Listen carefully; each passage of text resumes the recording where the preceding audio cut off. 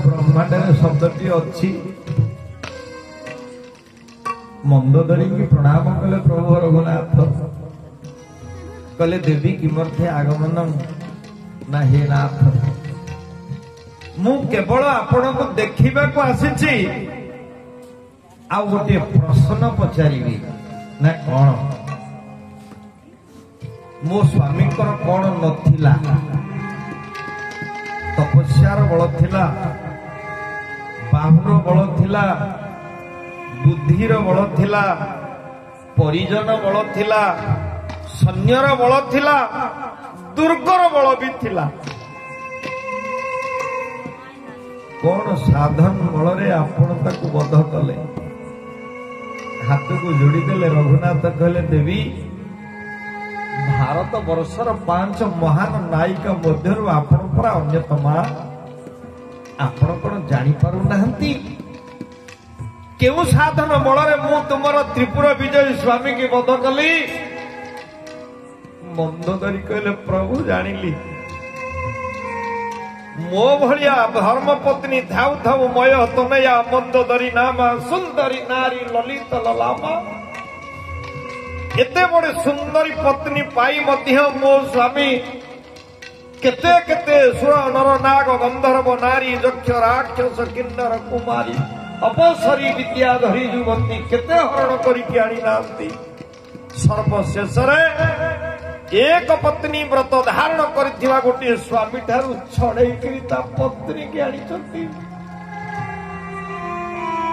आउ ये होची आपनकर सब प्रकृष्ट साधन केउठी दक्षिणर गोदावरी तट पंचवटी अरण्य उत्तरर केउठी गोदावरी तट आउ दक्षिण भागर उपांतरे समुद्र परिवेष्टित ये लंका गोटे नारीर धर्म को रक्षा करबा पाई आपण आज पुरुषर धर्म को प्रकट करिसंती छाई भलिया ता पछे पछे दौड़ी आइसंती ताको उद्धार करबा पाई केवल पतिव्रता नारी रथा पातिव्रत धर्म ही केवल पुण्य नुहे निष्ठा नुहे गोटाए स्वामीर मध्य निष्ठा तार एक पतिव्रत धर्म ना नारीर धर्म धरित्री पराये सकल कषण सही पुरुष धर्म छाया प्राय होई तांको पासे पासे थिवरई भारतीय दाम्पत्य परंपरार ये होची उत्कृष्ट जीवन शैली आ कौन थाए जीवन काल भितरे हे नाथ पचारिले जनक महाराज कहले विश्वामित्र जो कथा आपण मते बयान कले जे बने तारका विनाशी रखिले जाग गौतम नारी तारण केवल पादर धूली टिके झाड़ी देकरी सुखेसु दुखेसु रज एव बभूव हेतु भवती साताद्रको गौतम धर्म पत्नी दुखर कारण जो शारीरिक रज है इंद्र को शरीर देइचंती बोली आज सुखर कारण प्रभुंकर पदरज काम हेउची दुखर कारण आ राम हेउचंती सुखर कारण ये होची प्रसंगर निर्यास नवीन्यस्त करी चरण गौतम नारी धारण शिव चाप देखिबाकू एभे उद्वेग सीए तो गौतम पत्नी की उद्धार कले ताड़का को विनाश कले एबे ये जनकपुरी को आनिबार माने कौन ना शिव चाप देखा उद्वेग आपण जो शिव धनुकूपण करी दोइचंती ताकू देखिबा पाई से उद्वेग छंती अर्थात आग्रह करिचंती देखिबा पाई ओहो देखिबा को आनिच तो पारिबार नाही जहा उद्देश्य अच्छी से उद्देश्य संपन्न हो पारिबो नाही ना बोइले देखिले देखो बोइले देखिले देखो ये बालो कुमारी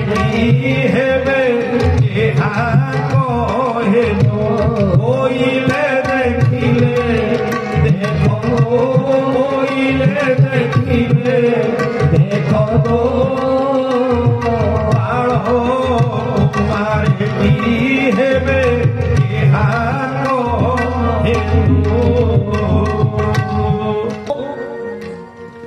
जनक महाराज टिके व्यंगरे कहले बोइले देखिले देखंतु आ जदि देखिबाकू आछुते देखंतु किंतु मोर जो उद्देश्य अछि ये धनुष यज्ञ पूर्ण होबा पई ना बाल कुमारी की हेबे हांको हे छोटिया छोटिया पिला दीटा कोन से उद्देश्य को परिपूर्ण करि परिबे की विश्वामित्र कहले कोन हला की ना बाणासुर कार्तवीर्य सहस्र भुजरे हेदो टेकी न पाइले धनु भले उतर साधारण कथा नुहे विश्वामित्र जी बाणासुर आसीथिला ना शंकर भगवान जहाको युद्धरे परास्त करिबा पई सक्षम हो पारु नथिले ना धनु टेकिला ना नाई कार्तवीर्य आसीथिला हजारे हाथ वाला सहस्रार्जुन बोली जहाको कुआ जाए ना टेकी न पारिले धनु हजारे हाथ लगेई कि कार्तवीर्य मध्य टेकी पारिला नाई विश्वामित्र को टिके बाधिला बाणासुर कार्तवीर्य सहस्र भुजरे हेज टेकी न पारिले धनु कले उत्तर विश्वामित्र कहले हे हे जनक जी ना वृश्चिक कर्कट परी सीना ताहाको माधुरी नाग व्यक्र आनके धरणी धर बिछा देखिचंती ना देखिच कंकड़ा देखिचंती देखिची केते पद कहार ना बिछार शहे रूप अधिक दिव संधिपद प्राणी कंकड़ार 10 गोड़ एमाने कौन पृथ्वी की टेकिचंती ना ना विश्वामित्र टेकी ना ना वृश्चिक कर्कट परी सीना ताहांक माधुरी आउ जण गोटिए जीव मु कहिबी जे पृथ्वी की धरिची टेकिची से किए ना नागव्यत्र केयान के धरणी धर ना अदृश्य हेबारुता पद ताहाको बोली गुढ़ पद साप सर्प दणाण कवि सूर्य बलदेव रतंकर ना सर्पर गुड़ नहीं किंतु शेषदेव टेकिचंती कि नहीं पृथ्वी को ना हाँ बासुकी टेकिछि कि नहीं ना हाँ ना वृश्चिक कर्कट परी सीना ताहांक माधुरी नागव्यत्र केयान के धरणी धर ना केवल सेतिकी नुहे रावण भी आसीथिला अरे विंशकर कहिबा नहु विंशकर कहिबा नहु बाड़ी अरे धरा जाइछि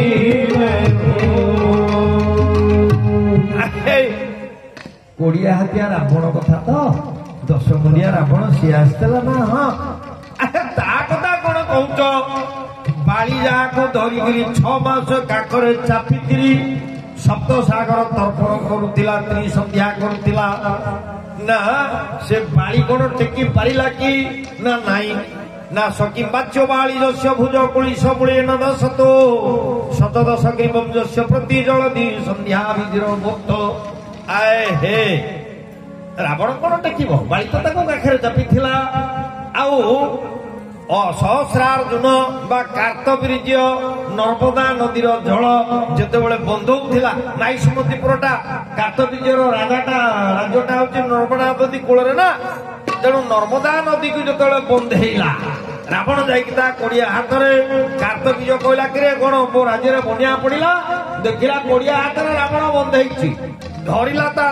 बेकू 10 जाक बेकू एकादर के धरला धरिकी नहीं रखिला घरे पिला मैंने सब छाटे बाड़े आखु दंडार राइपनी छाटे बाड़े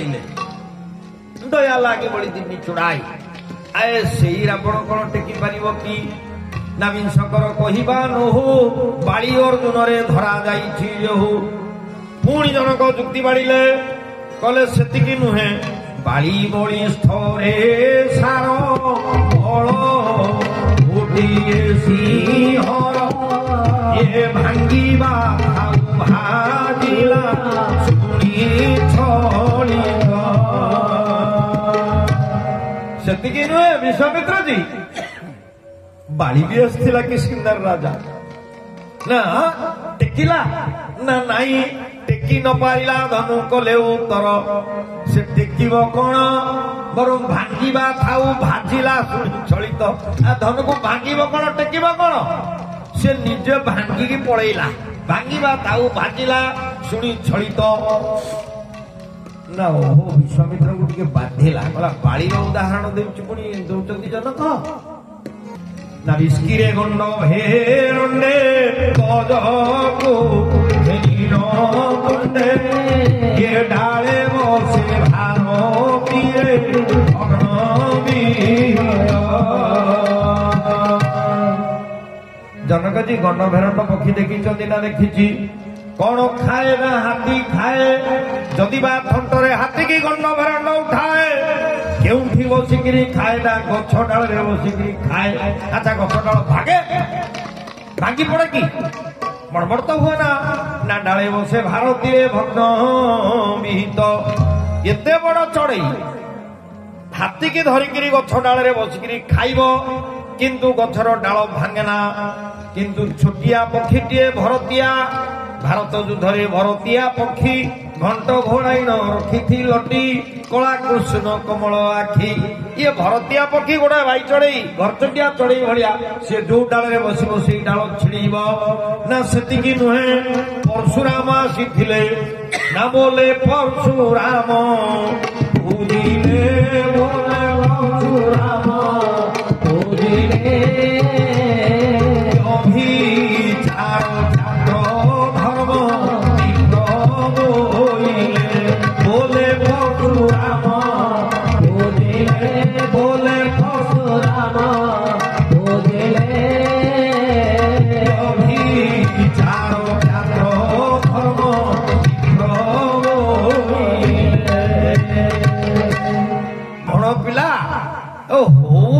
क्षत्रिय आचरण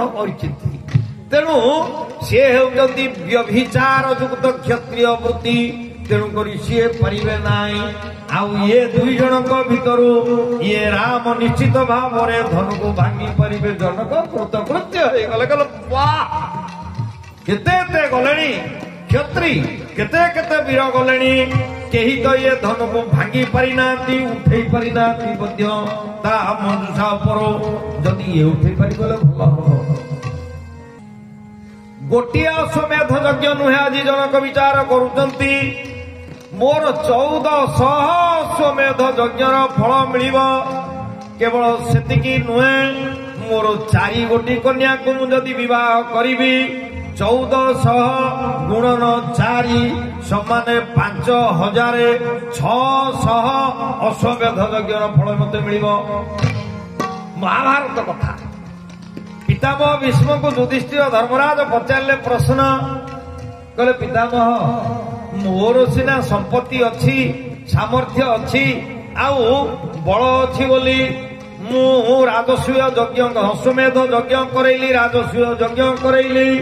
किंतु पर्जंगर जते साधारण जनता अछंती सी कौन अश्वमेध यज्ञ करें ना फल पाई पितामह कहले हाँ पारे अति सरल उपाय ना कन्यांगलम कृता कृत्वा शतपात्राय ददाति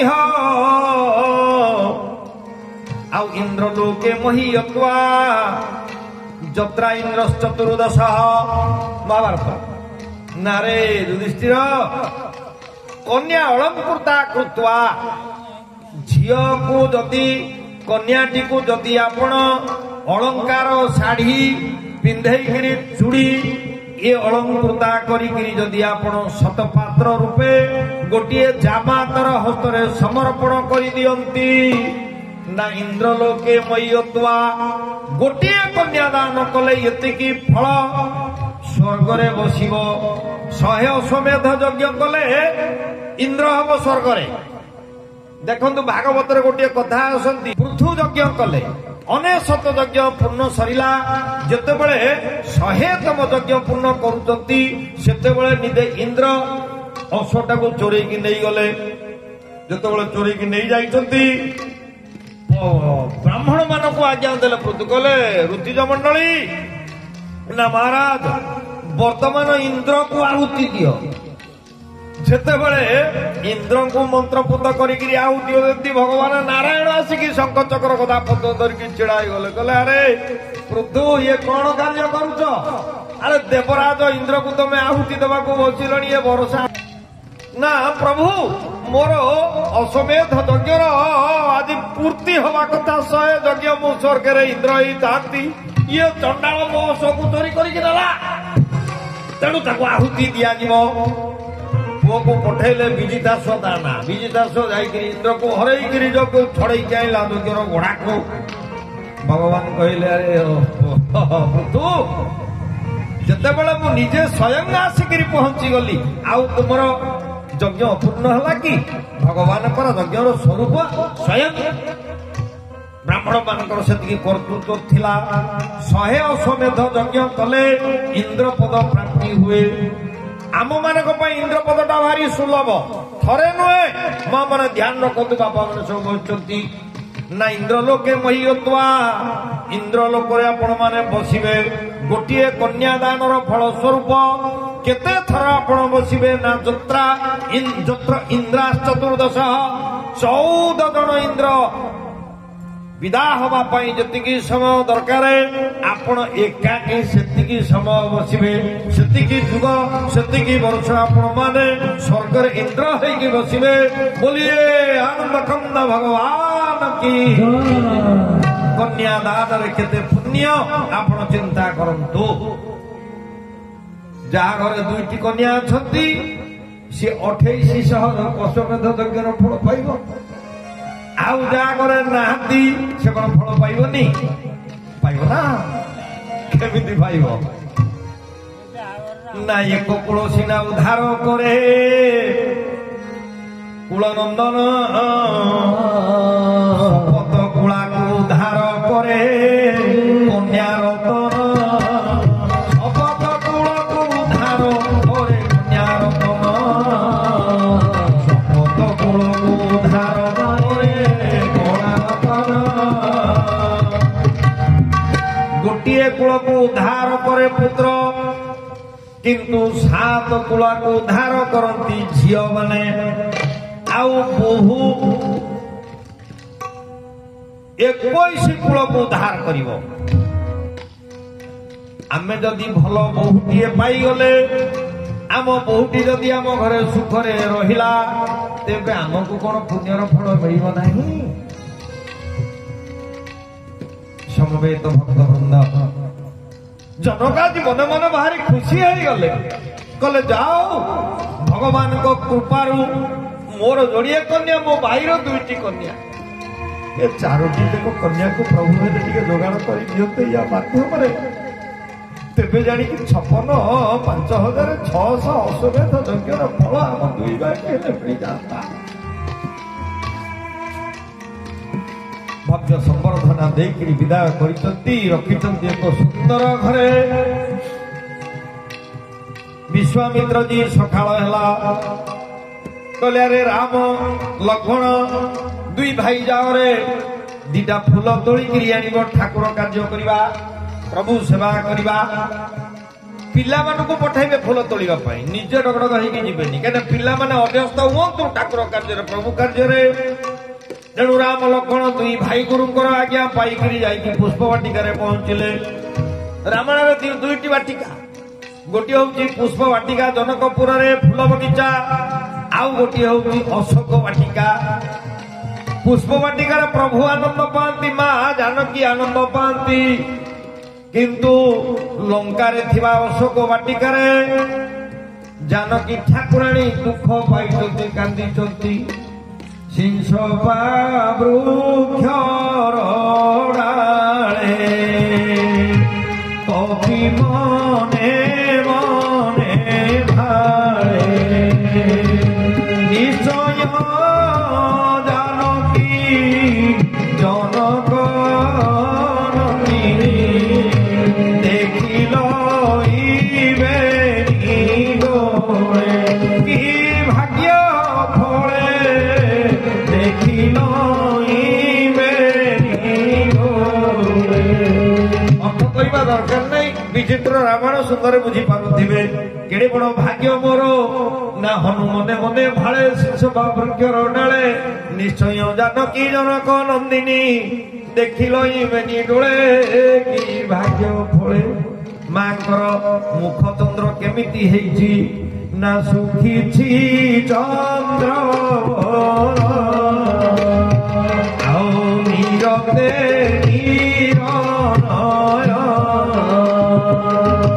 तथापि शोभाकु उपमा देवाकु तथापि शोभाकु उपमा देवाकु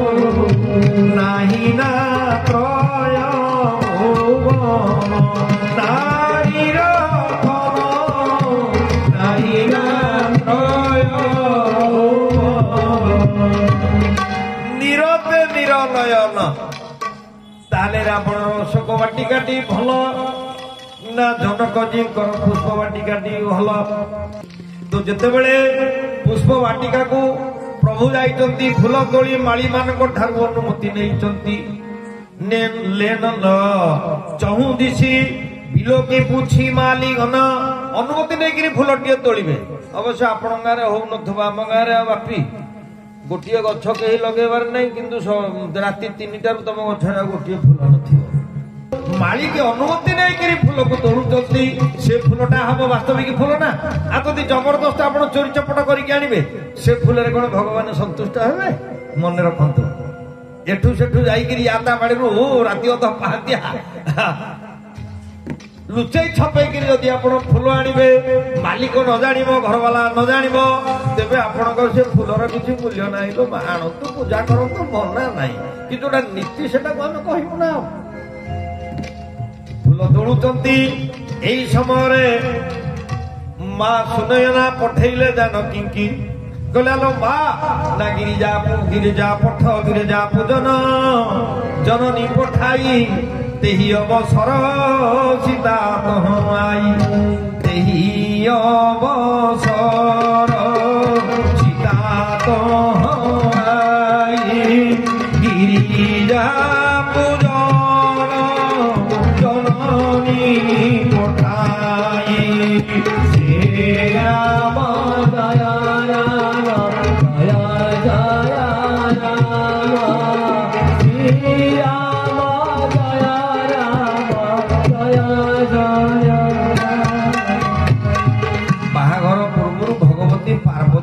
पूजा करने पड़ो सेवा करने पड़ो सखी मैंने आसती साथी लपणा सदजिला सुरशिला अष्ट संख्यक सखी आसती भितर गोटे चंचलियाणी सखी थिला नई रही दे खन फूल भाई टकटक होकर फूल बगीचार चारि भाग बुली ना एमती तो अच्छा ना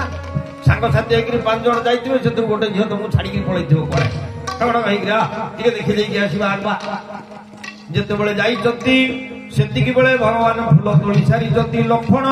कौन करुचंती गोटे पत्थर उपरे प्रभु को बसई जाइए वेश कर दौरान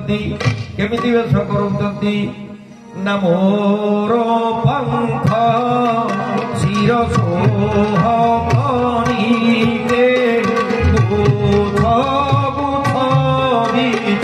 कुसुम कलिके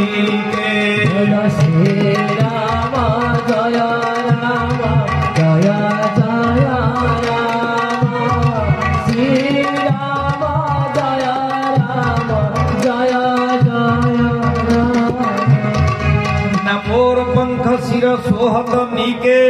भगवान राम मध्य मयूर पक्षी लगाती भगवान को देखिकी जिते बड़े मयूर नाची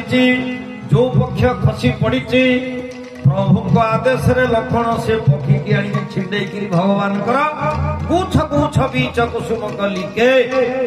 फूल फेटा फेटा करी भगवान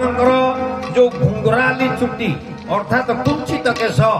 भेष कर लक्ष्मण लगे दौरान फूलर बाजुबंध ठारू आरंभ करी कबंध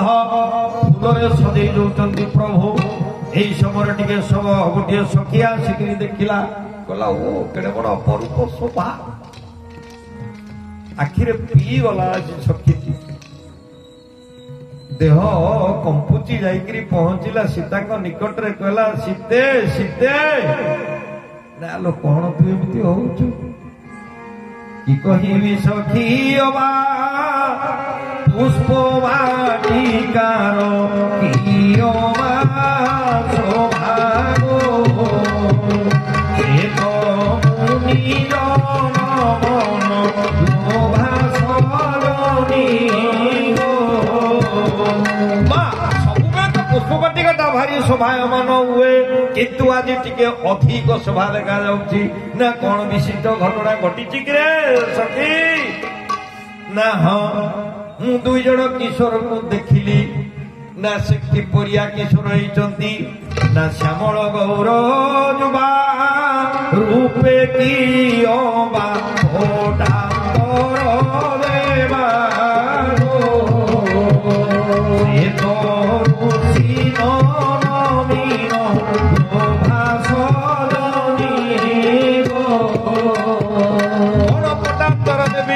एक श्यामल किशोर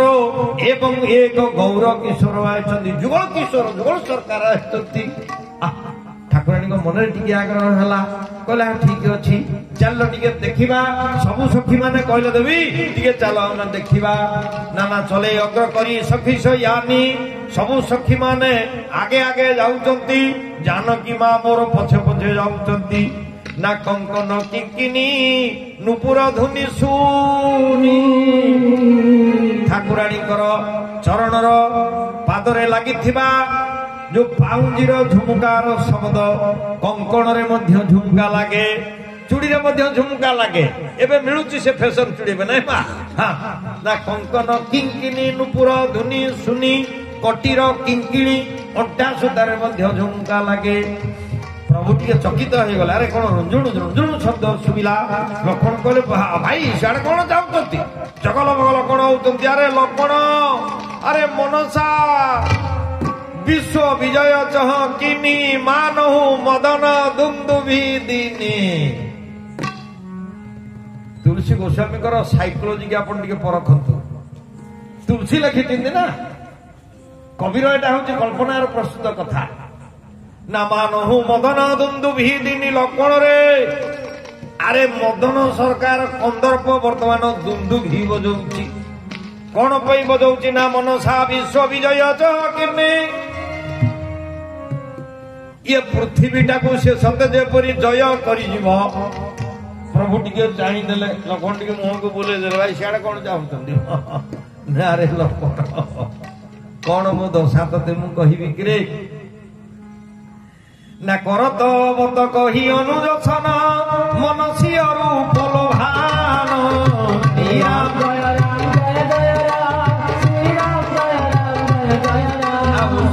मुख छवि करत करत मधु परिम पान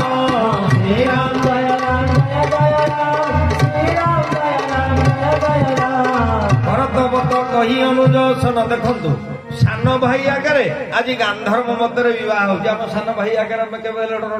चाहिए झील को निजक से स्तर को नहीं जातु ना करतबत कही अनुज सन कले रे लक्ष्मण शत्रु केबे मो पिठी देखी ना आउ परतीय धरहीन पुनि मनु ढिठी कौन सी परस्त्रीय जिद करी मन को जय करि ना किंतु आज मो मनरे कहीं केते उद्वेलनता ये जनक नंदिनी जानकी देखी मु कहि पारुनी।